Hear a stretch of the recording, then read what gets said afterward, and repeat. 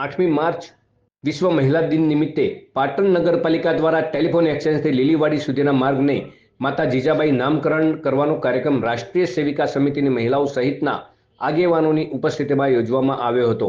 આ પ્રસંગે પાટણ નગરપાલિકા પ્રમુખ હિરલ પરમાર, શહેર ભાજપ પ્રમુખ હર્ષ પટેલ સહિત પાલિકાના નગરસેવકો, રાજકીય સામાજિક આગેવાનો અને વિસ્તારના પરિવારજનો મોટી સંખ્યામાં ઉપસ્થિત રહ્યા હતા। પાટણ નગરપાલિકા દ્વારા વિશ્વ મહિલા દિવસની ઉજવણી અંતર્ગત ટેલિફોન એક્સચેન્જથી લીલીવાડી સુધીના માર્ગને માતા જીજાબાઈ નામકરણથી જોડવા બદલ રાષ્ટ્રીય સેવિકા સમિતિની મહિલાઓએ નારી શક્તિનું ગૌરવ લેખાવી પાલિકા પ્રત્યે આભારની લાગણી વ્યક્ત કરી હતી।